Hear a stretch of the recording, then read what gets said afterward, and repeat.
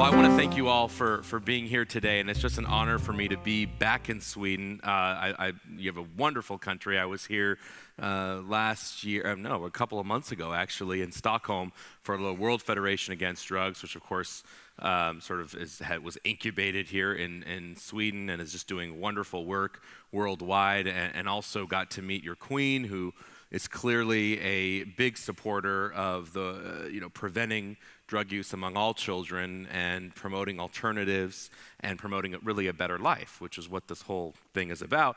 And also, your country is very notable for us in the United States because, of course, Sweden has a very interesting and almost unique drug policy history, going through so many changes starting 40 years ago to where it is now. So actually, as Americans, we study the unique example of Sweden, and that's just giving me another honor to be here in front of you in your country talking about drug policy. Well, today I'm going to talk about marijuana, cannabis, and try and make some sense for you all, and I'm still trying to make sense of it myself, of what is happening in the United States with regards to marijuana, why we are where we are in the conversation about marijuana in the U.S. So first, I'm just going to briefly talk a little bit about the scientific issues and some of just a very brief overview of the scientific evidence for maybe 10 minutes. And then I'm going to go into really the crux of my discussion, which is talking about the business practices and what the legalization of cannabis looks like in the United States versus what it might look like somewhere else. And really, the main concern and what I'm talking about is this idea of big marijuana, of the fact that we are now, after 100 years of fighting the tobacco industry in the United States, which everyone is still fighting, but has definitely gone down, we are at the same time almost giving birth to a very similar kind of industry. And that's really the thesis of my discussion. Like I said, before we get into that, let's talk about first why we should care about marijuana. Well, I'm going to have to do a very quick book plug. I wrote a book last year called Reefer Sanity: 7 Great Myths About Marijuana, and it goes through in detail what I'm talking to you today about.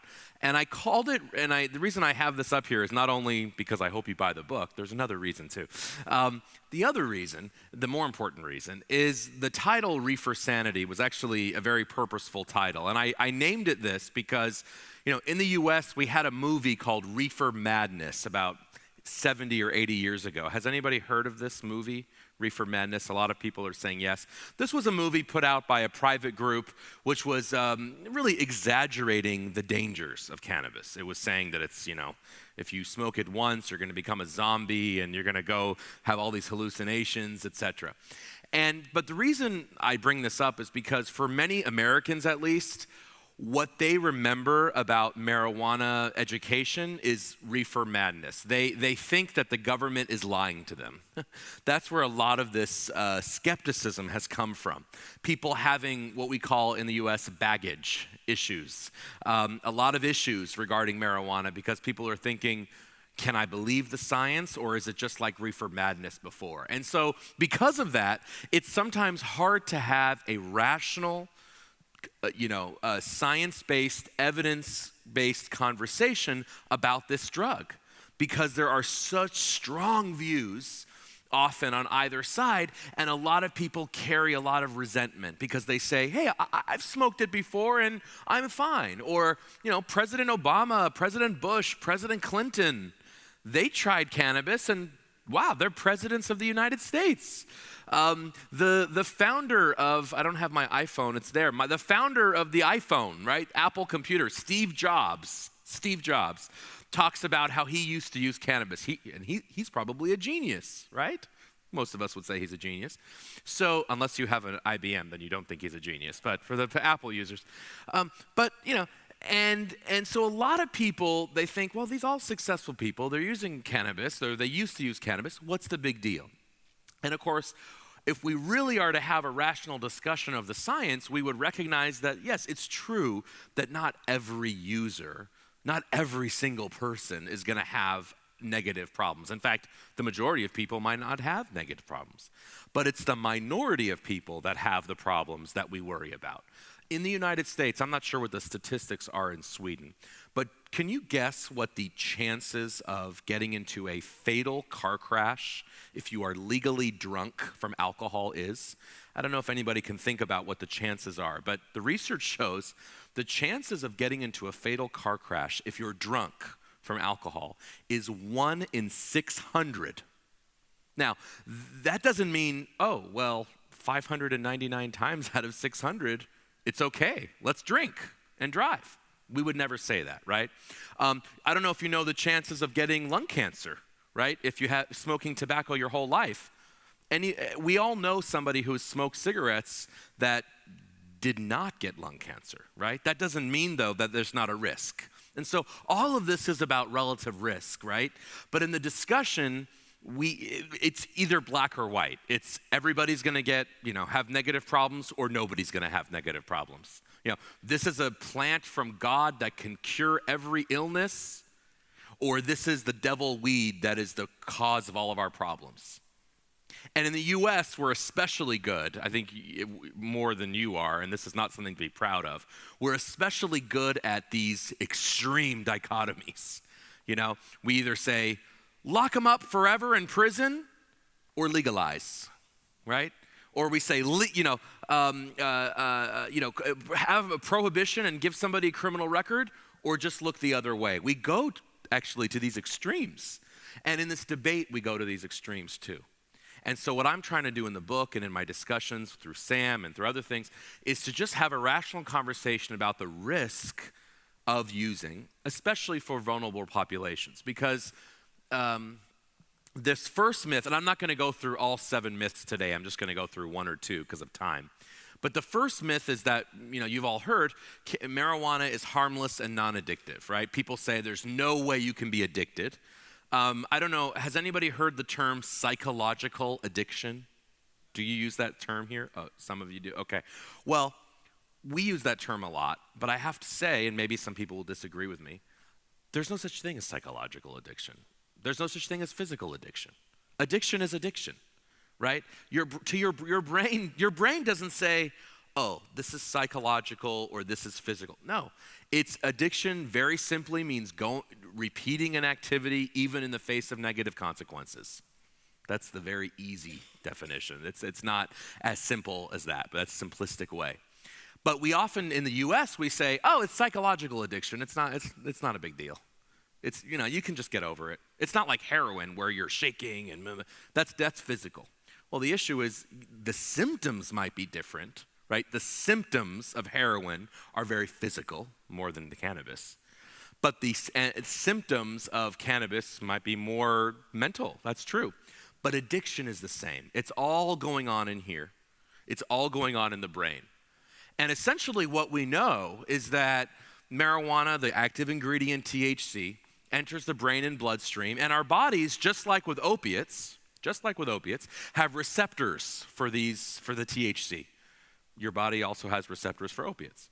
Now, the receptors for THC we call cannabinoids, and they're located in multiple parts of the brain, and they regulate things like memory, movement, coordination, vision, sensation. By the way, much more than tobacco, right? Because has anyone ever heard of a tobacco-related car crash? I mean, maybe. Somebody said, well, what if you're smoking with one hand and driving with the other? Maybe, but that's not what I'm talking about.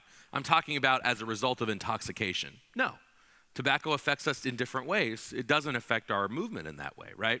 So what we know about cannabis is that it affects these parts of the brain. What we also know is that it's probably less addictive than other drugs. But more importantly than this graph here is actually the text, which says that 1 in 6 adolescent users in the US who ever use marijuana at some point will become addicted. This is the adult level. This is the adolescent level, 1 in 6. So yeah, that means that 5 out of 6 times, if you're a kid and you try cannabis, you won't become addicted. Okay. Also, by the way, 9 out of 10 times, if you ride a bicycle without a helmet and you fall, you won't hurt yourself. But the 1 out of 10 time is enough for our parents to say, please, if you're gonna ride your bike, wear a helmet. Okay, it's the same kind of thing. We're, of course, many people will be fine, but some won't, and that some that won't contribute to a large amount of costs in society. And my point with big marijuana, as I'm gonna show, is that there is a whole industry that is centered around encouraging people to be dangerous heavy users, because that's the only way they make money, right? If you fall, if nobody ever falls when they ride a bike, the insurance companies won't make any money. The insurance companies need some people to fall, right? Or they don't need some people to fall, but they need some just enough so that you buy insurance. It's the same kind of thing. These businesses, they actually rely on the negative things to happen because they need that to happen to keep you to come back. In other words, they need you to keep using, so you keep coming back and buying their product. Now, by the way, tobacco is the most addictive drug, more than heroin, actually, in the US. And I think that's probably the same everywhere in terms of what it does to the brain. That's not an argument to legalize heroin, though. Can you imagine if we said, well, cigarettes are legal. Heroin is actually less addictive, so why don't we treat heroin like tobacco? That wouldn't make any sense. And in the US, for some reason, I still don't understand, the number one argument that sways people about legalization is about alcohol. They say, alcohol's legal and marijuana is less harmful, so shouldn't marijuana be legal? That's like saying in my car, my headlight is broken, so shouldn't I break my taillight too? Let me tell you, alcohol, the legalization of alcohol, and I'm not in favor of prohibition of alcohol. Alcohol is legal for cultural reasons. It's been a part of Western culture for 5,000 years. But alcohol causes 100,000 deaths in the United States a year. It's like the third biggest preventative cause of death. It's no model for anyone to use. And oftentimes they say, well, wouldn't you want your child to smoke cannabis instead of drink alcohol if they could have a choice? That is also an argument in the US. That is like saying, wouldn't you like your child to fall out of the 4th floor window instead of the 6th floor window? No, I don't want my child to do either one. But for some reason, we rationalize these things because we compare them with things that we know more about. And what we've seen in the US and around the world, I'm sure here too, is just an increase in the active ingredient in marijuana, the THC. Right? THC is what makes us high. We've seen a decrease in the ingredient that doesn't get us high. Marijuana has hundreds of components, but one of them is called CBD, cannabidiol. It doesn't get you high. It actually takes the high away. And the original cannabis from thousands of years ago actually had almost equal amount of THC and CBD, we think. It didn't have these properties of THC like we do today, but it's been genetically modified, altered in the kind of growing conditions that we heard earlier, in order to increase the high. So I don't know if this is an issue in Sweden, genetically modified food or other things, GMO, do you have that term? Yeah. So this is like the most GMO product you could ever imagine would be today's cannabis, because it has been genetically altered to increase that high. And by the way, it's been genetically altered by drug dealers and producers who want you to keep coming back to their source. They want to provide the best cannabis they can, and that's what they do. By the way, I'm not sure if you have the butane hash oil here, the waxes, but we are now seeing cannabis of 95% THC potency. Unheard of 20 years ago, unheard of. That has emerged in Colorado and Washington and in other places, which is essentially the wax, a wax product made with, after you use a butane process, usually with butane, extraction method, extracting the THC from the marijuana and coming up with this wax. I don't know about you, but this looks a lot more like heroin than it does marijuana. I mean, if I were just to see a picture of that, I wouldn't guess that was marijuana. But these are the new ways. And I show these not to scare you. I show this because, and I show the other slide, this one also, because this is part of the disconnect in America right now. And I bet you here in Sweden too. What I mean by the disconnect is parents who might have used cannabis when they were younger, they used cannabis of much less strength, much weaker. And they think if their kid tries it, it's okay. It's what all kids do. But what they don't realize is that the marijuana of today is just much, much stronger, powerful, more potent than the marijuana that they might have used. And so in America, we have this phenomenon now with my parents' generation or younger saying, yeah, we use it, it's not a problem. Maybe we should legalize it, it's not that bad. But they have never heard of marijuana with high potency, and they certainly have never heard of things like this. This is part of the issue that we're seeing. I'm going to skip through some of these slides, although I will show you, I always talk about the famous Swedish study which launched the series of studies on cannabis and schizophrenia, because it's very important. It came from here. 1987, it launched a whole series of understandings about mental health and marijuana. You know, in the US, I just have to say, we're going through a crisis of mental illness. You might have heard these shootings and these other things that are going on. Okay, these are a result of just not, we used to tell people with mental illnesses, go live in a house far away, psychiatric ward, go live in a home. Then we said, no, we want to get you out of the home. Just go see a shrink. Go see a therapist for a few hours and let him prescribe you some pills, and you'll be fine. Now, as a result of a very sloppy way of dealing with mental illness, we have these tragedies, but now we're adding cannabis to the mix.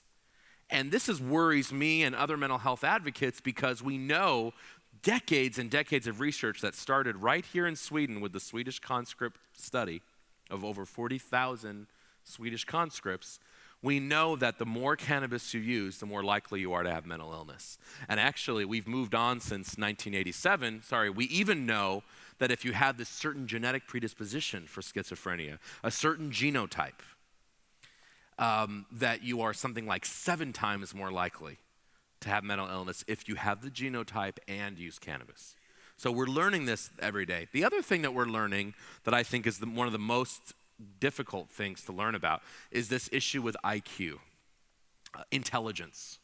Basically, the famous New Zealand study, if you haven't heard of this, many of you have, shows that the more cannabis you use, the more likely you are to have a reduction in IQ, basically.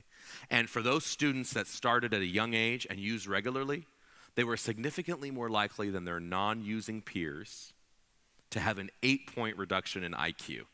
Now, when I tell this to parents, every parent in the audience says, no, that's okay, my kid's a genius. Everyone thinks that their child is the smartest child in the classroom. And I have to say, well, I hate to break it to you, but the law of averages is that somebody has to be average and not everybody can be the genius.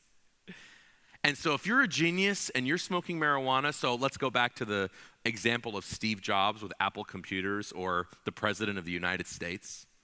If you're those people and you tried it, okay, big deal. You lose 8 points off your IQ, you're still really smart.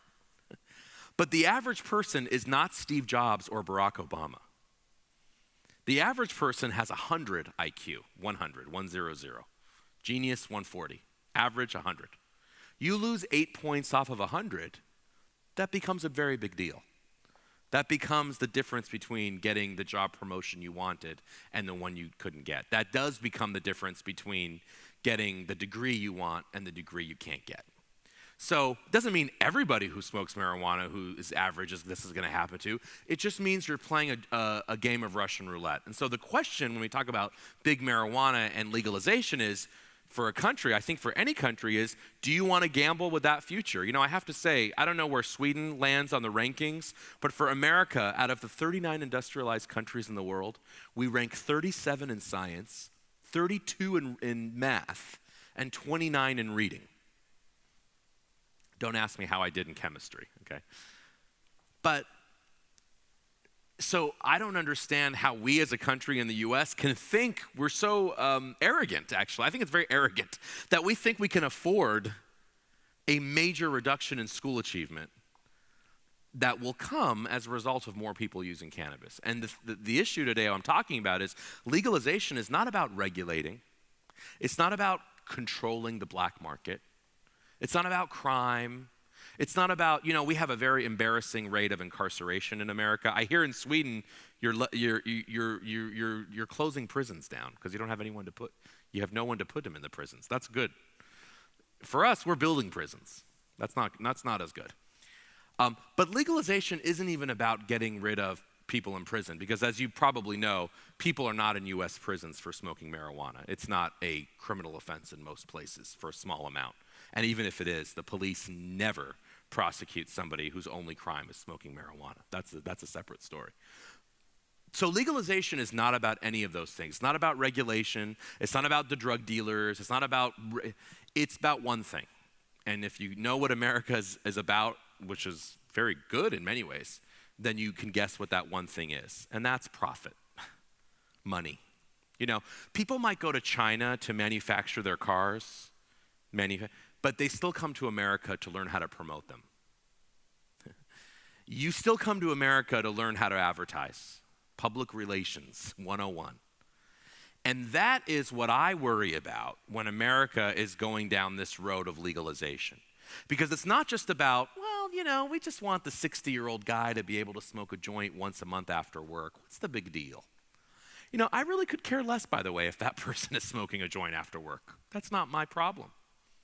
My problem is when you start to form these big companies whose incentive it is to increase heavy use. The alcohol industry, and this is true in Sweden also, the alcohol industry does not make money off of the person who just drinks a glass of wine with dinner every night. So for any of you that just enjoy 1 or 2 glasses of wine a day, I have to tell you, you're very unimportant people in the eyes of the alcohol industry. Very unimportant. But if you're one of the 20 to 30% of Swedes who consume a heavy amount of alcohol, and actually you consume 80% of the volume of alcohol. Let me repeat that. 20% of you consume 80% of the volume of alcohol. And this is true in every country, because this is just the rule when it comes to consumption. The 20% of people who drink very irresponsibly and in a dangerous way, you, my friends, are very important to the alcohol industry. You should be very proud of yourself. You're very important people.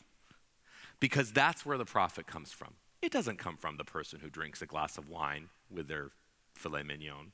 No. It comes from the person who's hanging out at the bar all the time, who's excessively drinking at work, after work, before work, at weekends. And that means that if you're in the business of selling that beer, selling that liquor, you are therefore in the business of having to promote that kind of behavior. And that is what I worry about when it comes to cannabis legalization. I could care less if you're, peace, love, and you want to smoke a joint once a month. That's not what this is about. This is about the mass industrialization, commercialization of cannabis. So I like to also talk about how the gulf has never been greater between the scientific understanding of marijuana and the public's misunderstanding. That's also part of the reason this has all been promoted in the US. So this was the picture I showed you before. I don't know about in Sweden, I haven't studied it as much, but I think it's very similar. We were lied to for 100 years by the tobacco industry. Were you lied to here or no? Yeah, also, okay. We were all told that, we're not sure if it causes cancer. As late as 1994, tobacco executives told US Congress, we're not sure if it's addictive. By the way, they knew it was addictive since 1940. We're not sure if it causes cancer. The first evidence was 1913. We're not targeting kids. Meanwhile, they had Joe Camel and the cartoons and all of these candy cigarettes since the 1950s. So what I'm worrying about is that we are repeating the same mistake as tobacco. And I want to show you a very short 8 or 9 minute video. It's mainly in the US context, but I think it's going to apply here too. That talks about this parallel between tobacco and marijuana. And then I'm going to talk about the specific players in worldwide that are ready to be the next industry to make that money. So if you just bear with me, hopefully the volume will work. Let's see if it's here. No.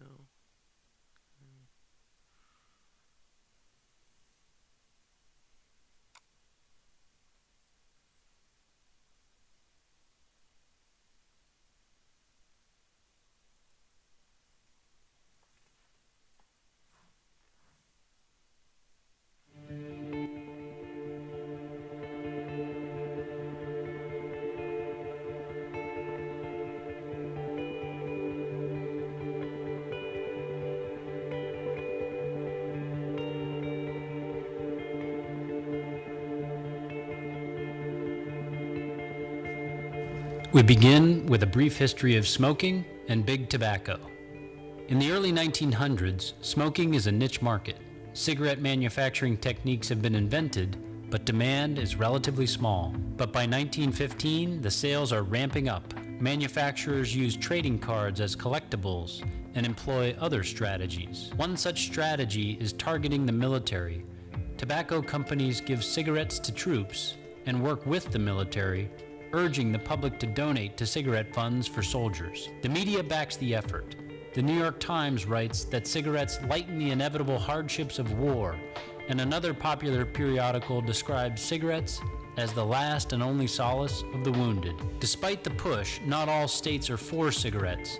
At one point or another, cigarettes are banned in many states, not for health reasons, but for moral reasons. In 1912, American Dr. Isaac Adler strongly suggests that lung cancer is related to smoking. In 1929, a German scientist publishes formal statistical evidence of the link between lung cancer and smoking. As concern about the health risks increases, cigarette companies design ad campaigns with doctors. The strategy is to confuse. How could something be bad if doctors say it is good? Ads state that cigarettes are good for you, good for digestion, weight loss, stress and tension relief. We begin with a niche market, with some states banning cigarette use. Health concerns are raised, but the industry pushes ahead, marketing with doctors. It's 1950, and big tobacco is booming, one of the most profitable industries in the world. The smoking rate is nearly 4,000 cigarettes per person per year. And then,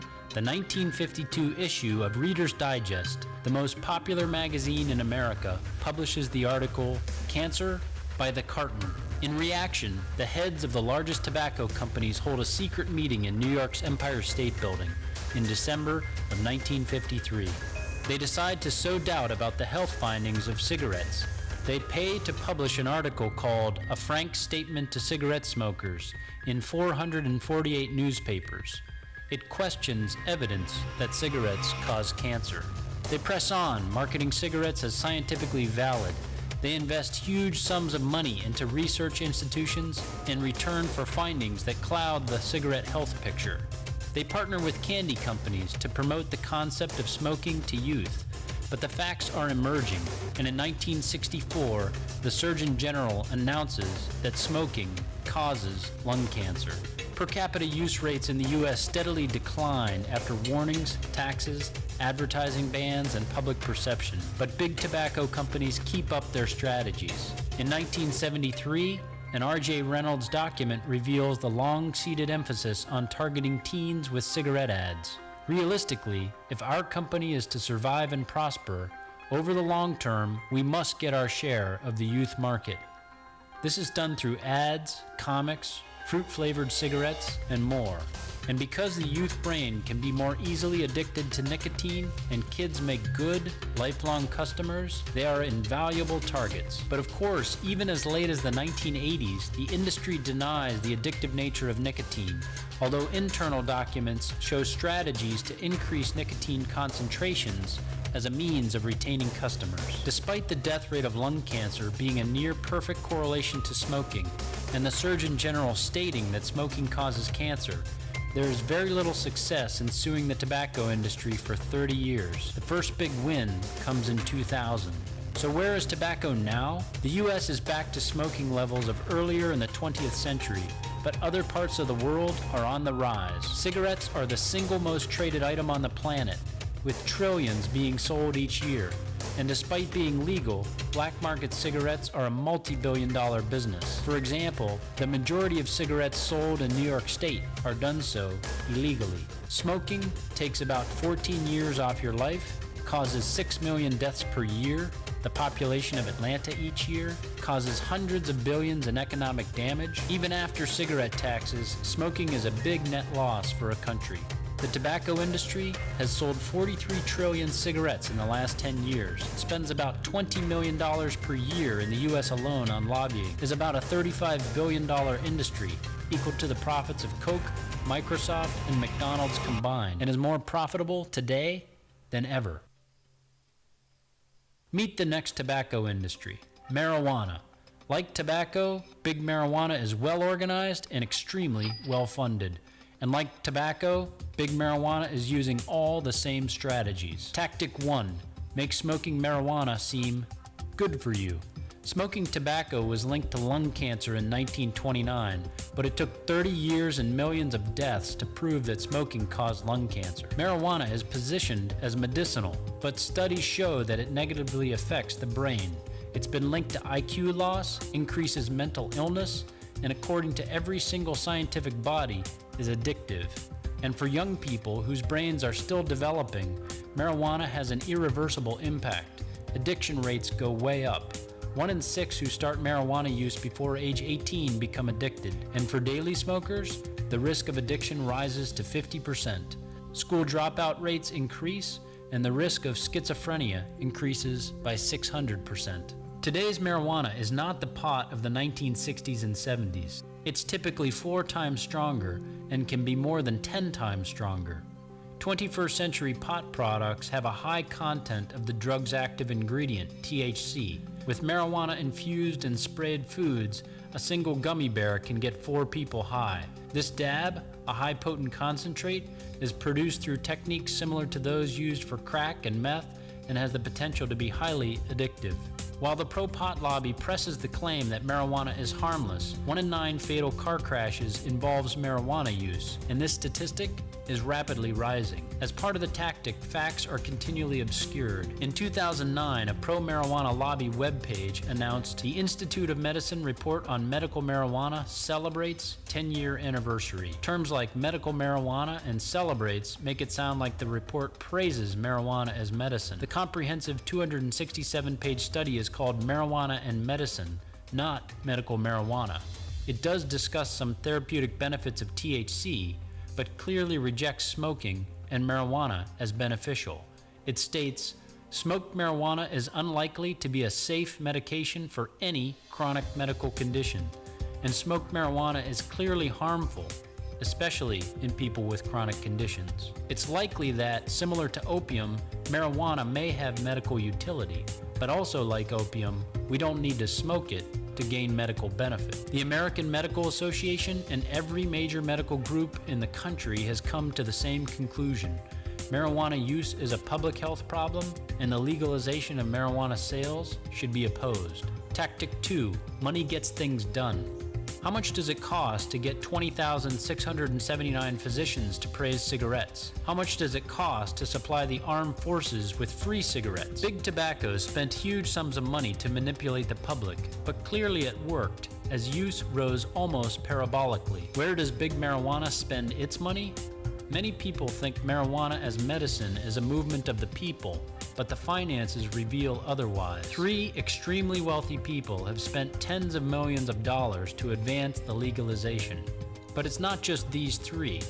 A former Microsoft executive is teaming up with a former Mexican president to create a national brand, the Starbucks of marijuana. A 29-year-old Californian has raised roughly $10 million from investors to establish the Anheuser-Busch of marijuana. And we know the tobacco industry is interested. As early as the 1970s, a confidential memo written by R.J. Reynolds Consultants stated the use of marijuana has important implications for the tobacco industry in terms of an alternative product line. We have the land to grow it, the machines to roll it and package it, and the distribution to market it. Today, some firms have registered trademarks which are taken directly from marijuana street jargon. Tactic 3, go after youth, lifelong customers. Tobacco used candy to entice children. Marijuana uses the gummy bear, soda, ice cream, cookies, chocolate, and lots of other common name brand candy and sweet knockoffs. Dosages vary wildly on everything. These are just a few of the tactics that we already see and expect more. The marijuana industry is projected to be a $10 billion industry in 4 years, is becoming a massive human experiment with potentially unfathomable consequence, and is only just beginning. Early on, the cigarette industry had the public believing that cigarettes were safe, if not healthy. But with massive public use, the science could not be hidden. Today, we realize that the harms of cigarettes far outweigh the benefits. With marijuana, industry forces are again at work positioning marijuana as safe, even healthy. The science again shows many harms. What will the outcome of massive public use be? Consider again some of the harms of tobacco and marijuana. Cigarettes damage the smoker's physical health. Marijuana, on the other hand, most often impacts the user's mental and cognitive health. If we move from niche smoking to the mass use predicted by the marijuana industry, what will the impact be? We are here. The marijuana industry and its lobby wants to build and grow a multi-billion-dollar legal market using all the marketing and sales strategies big tobacco used for a century. Let's break through the big business strategy and talk about reality. Now is the time to be informed and determine what we want for our nation, our communities, and our youth. What did you think? Interesting. By the way, that is for sale. It's an outside company that does that. I can give you the address. So that's clearly where we are going. And, again, people say, well, what is there to be so afraid about? They're just wanting to be legitimate businesses. Maybe we can, that's good. And maybe it's just, some hippies that want to sell some marijuana now and then. Big deal. The issue is this isn't about a few people. This isn't about just some hippies that want to sell marijuana. This is actually about people with Ivy League Masters of Business Administration degrees, right? This is about people with plans. They don't look like hippies to me.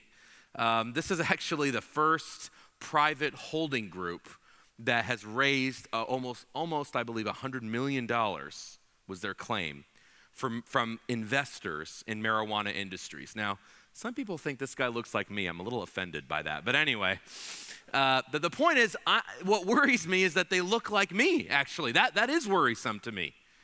I wish they weren't as smart as they look, but they clearly are. And Privateer is based in Seattle, which is Washington State is where it's legal. You should do your own. I want everyone here not to take my word for it. You should do your own research on these groups. These are real investing groups that are out there. This is actually an advertisement that my organization, SAM, put in the New York Times. It was a full page. And basically what it said was, perception, I'm reading it because you probably can't see it, but perception is this guy, right, about marijuana. Reality is this guy. It's the corporate CEO. Because we're trying to wake up Americans especially to the idea of the reality of what this actually looks like in the U.S. And remember, as we just showed, this is reminding a lot of us of the early days of big tobacco when it was positioning itself as medicine. So let's talk about Colorado and Washington. Well, a couple things you need to know about Colorado. First of all, Colorado did not legalize marijuana overnight. This wasn't like prohibition one day, you woke up and it was legal. It wasn't like that. Actually, in 2001, they voted for medical marijuana. That's 13 years ago. Over time, it gradually they started opening stores up in 2007, 2009, and then finally, 11 years after medical, they legalized it in 2012. And I want to just give you a sense of the political dynamics there. Advocates have been trying to legalize marijuana for 50 years in the U.S. Why are they having success now? Well, one of the reasons is money, the money that's being spent. But another reason is they have successfully repositioned the average marijuana user. And let me explain myself. The average marijuana user, to many Americans' minds, maybe yours too, used to be the lazy guy that just smokes all day and doesn't make a life for himself and is really no one wants to support and is just kind of a drain on society, okay? That was the typical image in the 1980s, for example, in the US of the 60s, 70s hippie pot smoker, okay? Then all of a sudden they came up with this medical idea because they said, wait a minute, there probably are medicinal properties, but let's make it so that we position marijuana as medicine so that the face of marijuana changes from the young guy smoking every day to the 80-year-old grandmother with cancer. Because if we can change the face of marijuana to the 80-year-old grandmother, do you think anyone is going to vote against your 80-year-old grandmother who's suffering? Would anybody here vote against them? Probably not. And so that was a very successful public relations strategy, actually. And basically it started people down the path of saying, you know what, I know people that use it for pain relief. It's not bad. Maybe we should be okay with it. And so that's, frankly, one of the reasons why in many places you see this gradual movement. It doesn't just start with legalization. It starts with medical and kind of weaker, and then it goes forward. Now, what can we learn? Because actually, some people say, well, Kevin, stores in Colorado just opened in 2014. We can't learn anything yet. It's too early. It's what is it, October, November. It's too early. The issue is we can learn because we have data from 2008, 2009 when the stores actually opened. Now, you might say, well, the stores didn't open for everybody, Kevin. They only opened for medical. Well, if you were 18 years old with a headache, you could buy marijuana legally in Colorado in 2007. So it was a pretty low threshold.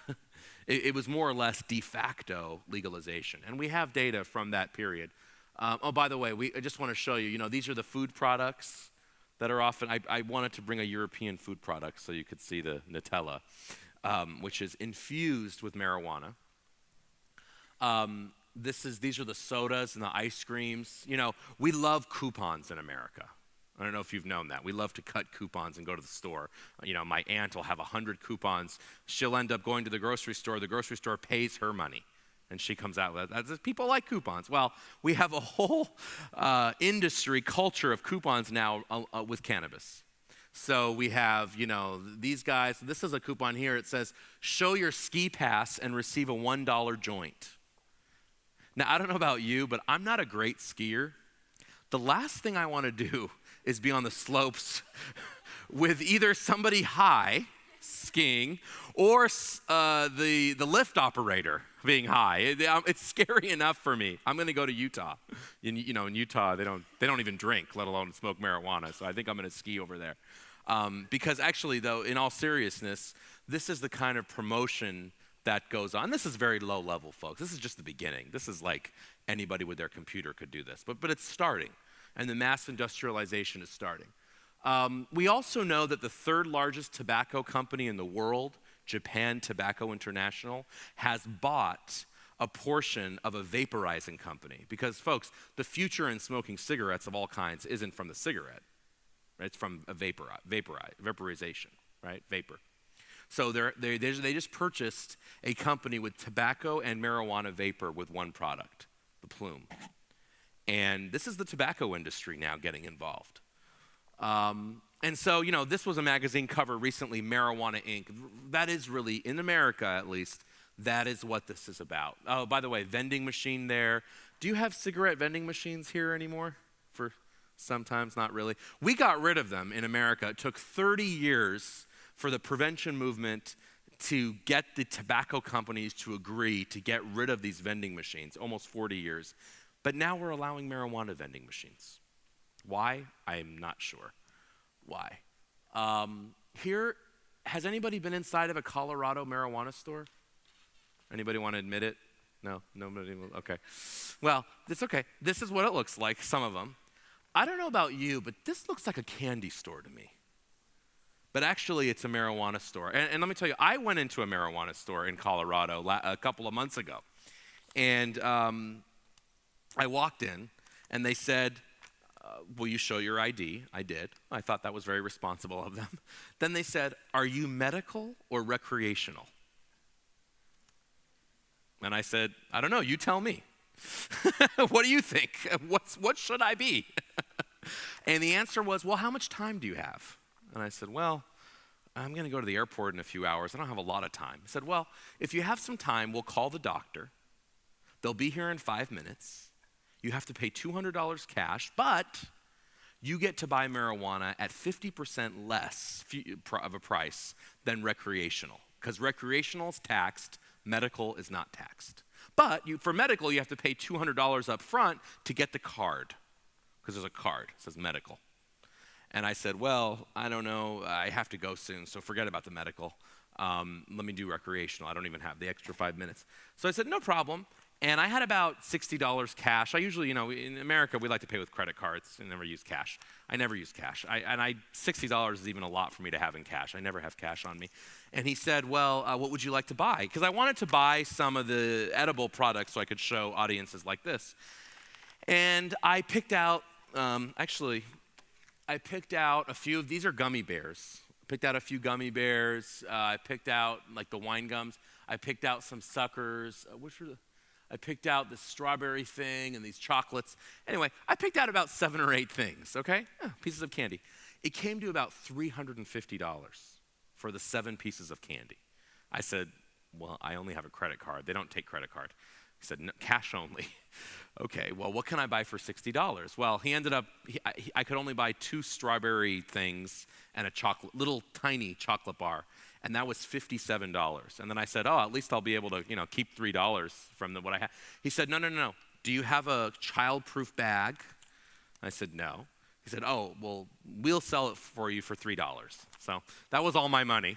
By the way, this is the child-proof bag. That's the and it has the sticker, Division of Colorado Marijuana Revenue. Really, this is like an actual thing here with a stamp. He was very proud of it. And just to show you what this looks like, essentially, oh yeah, here we go. Here's the 3 things I bought.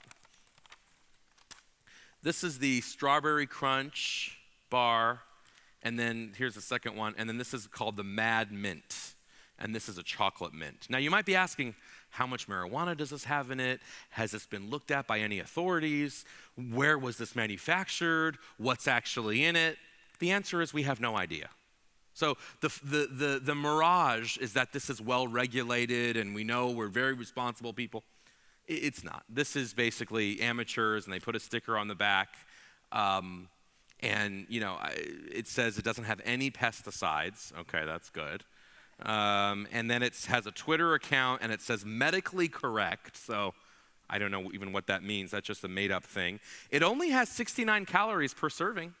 So it's a diet food, I think. But let me tell you, do you know how many servings this is? And by the way, the actual bar, which I took out because I didn't want to get arrested in Sweden. I thought that would be bad. The actual bar is about this big, right, because the package. But do you know how many servings this is? It says 10. And this is, I think it's 3 or 4 here, servings. Now, I don't know about you, but if I have a chocolate bar that's like the size of this rectangle, I'm not dividing it into 10 pieces. Especially if it's European chocolate. If it's Hershey's, you can eat it, but if it's a European chocolate. And I'm certainly not going to eat this over a 3-day period. But this industry that has emerged, so many problems, adults and kids, that are ingesting these. They say, they had the whole bag of gummy bears. Oh, they didn't read the label? You're only supposed to eat 1 arm of one. Anybody have an arm of a gummy bear lately? But what's happening is that these things, imagine that they're out of the package, they're hanging out on the table at home, they're at your daughter's friend's house, your daughter's spending the night at her friend's house. You think you know their parents. I don't know. Their parents have some friends over. Who knows?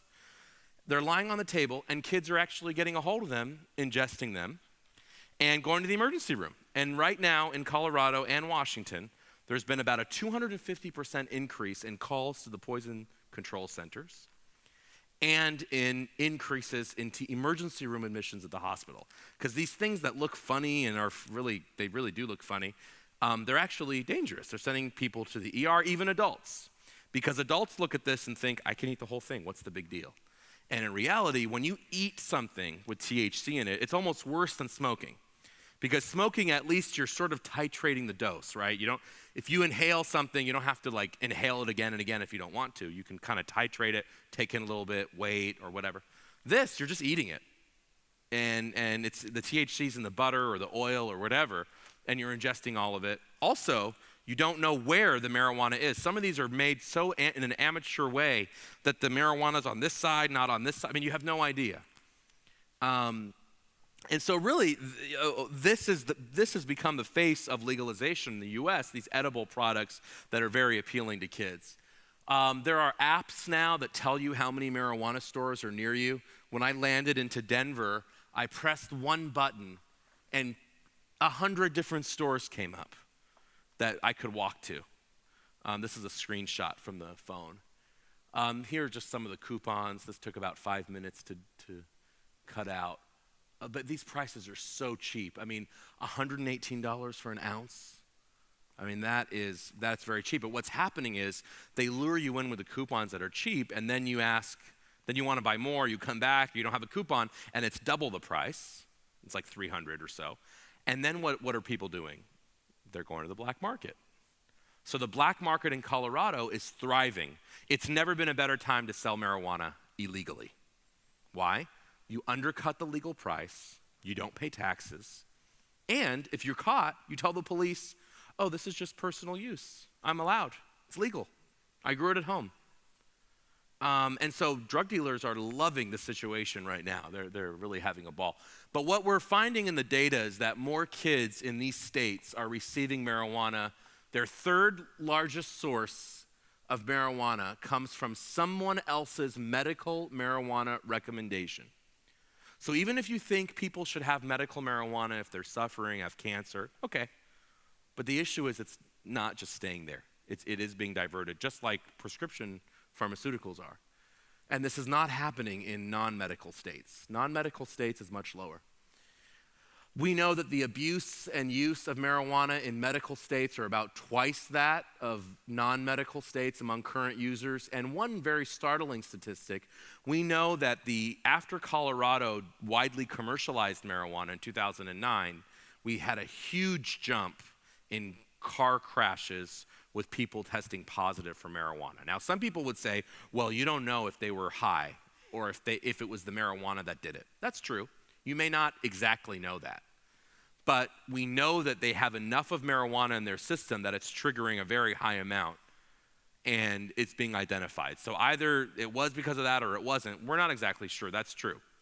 But we do know that marijuana doubles your risk of a car crash, according to the British Medical Journal.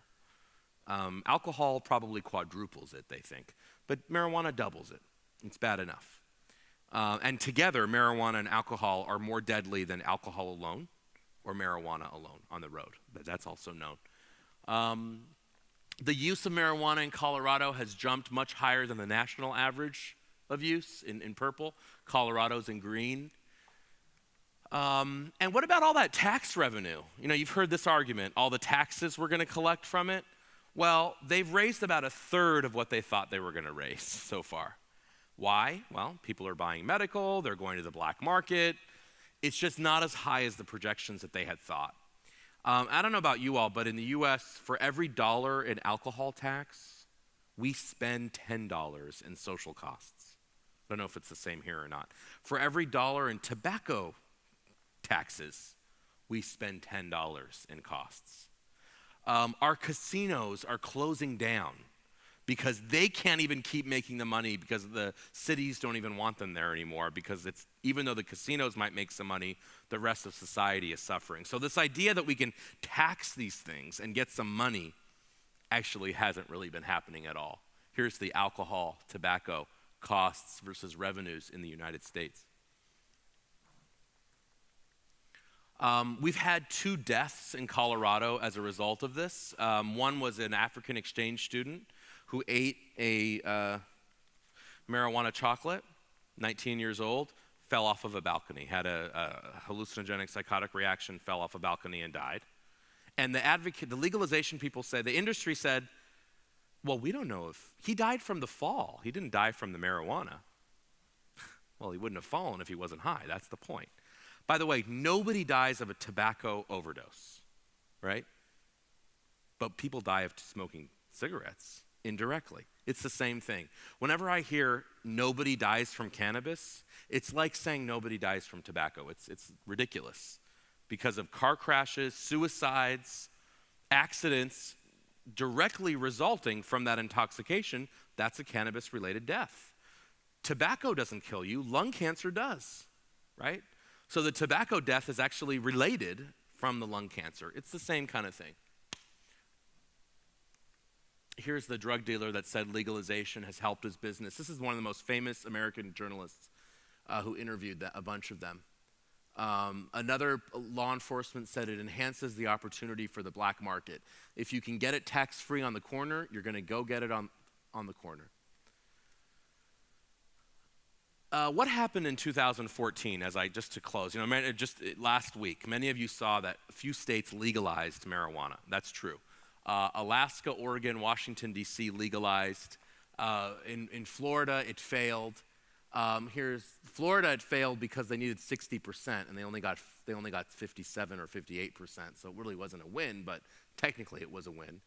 Here's Oregon. Purple voted no. Green votes yes. Many more counties are no, but it passed because in the most populated county, it won by a lot. So this actually passed in Oregon. It also passed in Alaska.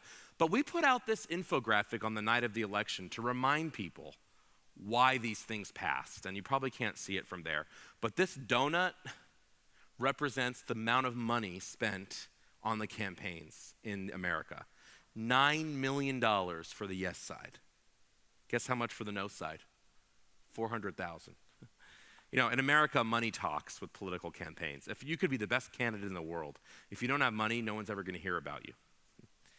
It's the same kind of thing. You could have the best message. Cannabis can be dangerous. There's a new industry, et cetera, et cetera. If you don't have the money, it's very hard to get your message out there.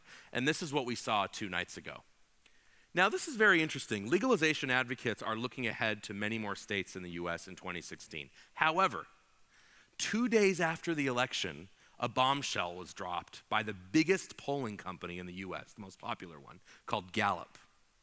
Gallup found that in the last year, national support for legalization actually fell 7 percentage points to 51%. Now, people say, well, why did this happen? Because it was going up, and now it's fallen. And there are a lot of reasons. I think it's because in Colorado and Washington, people felt the effects of what legalization in practice really meant. It wasn't just a theory anymore. It wasn't just, let's try it. It was, oh, we're doing it, and it means edibles, it means accidents, it means all these problems. Maybe it's not as good in practice as it was in theory. And it got a lot of press. I mean, the problems in Colorado got tons of press. People heard about it. We don't know if that's the reason. We also don't know if this is going to hold. But my thing is, I do not think this is inevitable in the United States or really worldwide. I think, and I hope, people will realize the problems now before it becomes inevitable, because there will come some point where it is inevitable. But I think right now we're still in the U.S. deciding where we're going. And it's very clear, though, that the money, the business interests in this are very strong. So this is about defeating a massive lobby. And I always like to say, which has happened, the values of the counterculture, the values of the hippies, of those kinds of people who wanted legalization 50 years ago, have been totally hijacked by the values of Wall Street. So the original people who wanted to legalize marijuana, I don't think they were doing this for money. They were doing this because they wanted to smoke marijuana and they didn't think it was a problem and they didn't want to be criminals. Fair enough. But those have been totally made irrelevant by the people who are in it for the cash. And so, if this was about not sending people to jail, not arresting them, letting people be in peace in the privacy of their own home if there are no kids around or if they're being responsible, then the laws that were written would not be what they are right now. It would not allow for the mass advertising production and industrialization that these laws allow for. And I think in the end, we're going to have more people using if this goes forward, but a small group of people making the money. It's not going to be a big group of people, all making money off this. It's going to be a small group, just like the same thing is with alcohol and tobacco. Small number of players in the market make the vast majority of the profits. So what can we do? What are we doing? Well, in 2013, after kind of a long conversation and other discussions, we started a group in America called SAM, Smart Approaches to Marijuana, and it was actually co-founded by the nephew of President John F. Kennedy. Okay, this is a former congressman. His name's Patrick Kennedy. And Patrick Kennedy is in recovery himself. He was addicted to painkillers. He had some high-profile problems. He's now living in recovery. When he saw what was going on with marijuana, he basically called me and said, what's happening is the mass promotion of just another drug, mind-altering substance. It doesn't matter what it is. It's just the mass promotion of another mind-altering substance. This cannot be good for us as a country and as a society. And we got people from all sides of the political aisle, as well as the top scientists, and we started this group, SAM, in order to try and have a more, at least informed discussion about what the implications of marijuana are in society. Because right now in America, we have a one-sided discussion. It's the side that can pay the money. That's who gets to be in the discussion.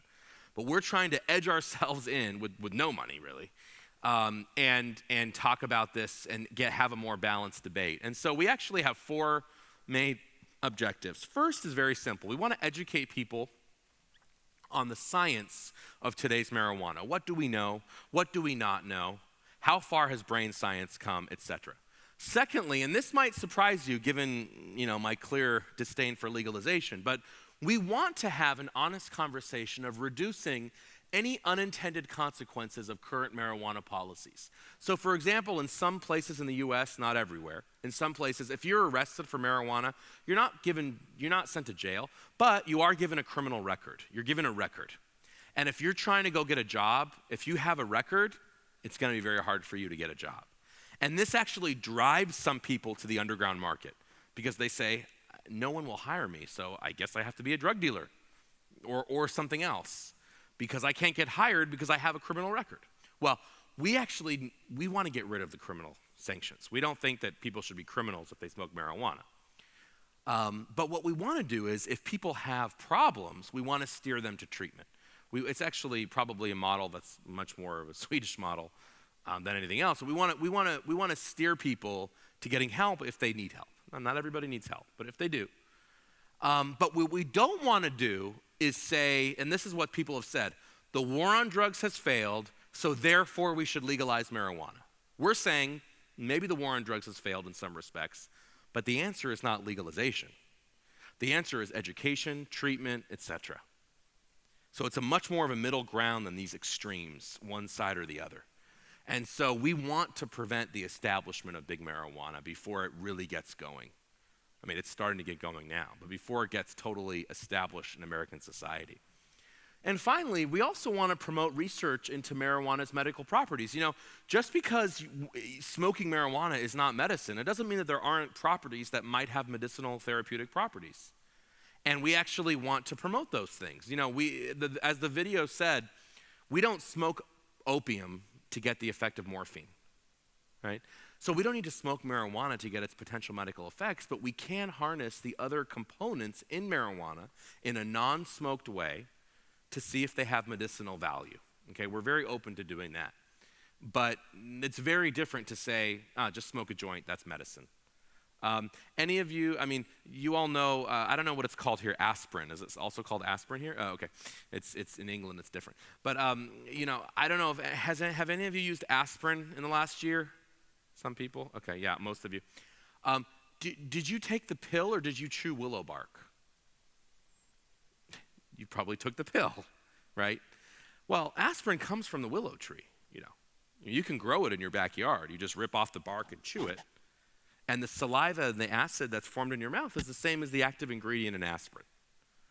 But thankfully, we don't live in 1650 or something. I mean, we live in modern times where we know how to standardize a medicine, so we know what's actually in the pill. So if you get aspirin in Gothenburg, it's the same aspirin you get in Stockholm. It's the same one actually if you come to Honolulu. It's the same thing. That's an important thing for all medicines. They need to be standardized. You can't standardize a plant that grows in a million different ways under a trillion different conditions. So rather than say smoke this leaf and burn it as medicine, we also don't smoke any medicines, by the way. Rather than say that, let's actually standardize it and make it into a form that is reliable. And that's also what we are advocating for. So I want to thank you for listening. I think my time is up. My email and also the websites with all of this information, including the presentation, is online. And I want to thank you very much for inviting me. I want to thank ISDP for inviting me and the project. And you've been a great audience. Thank you so much.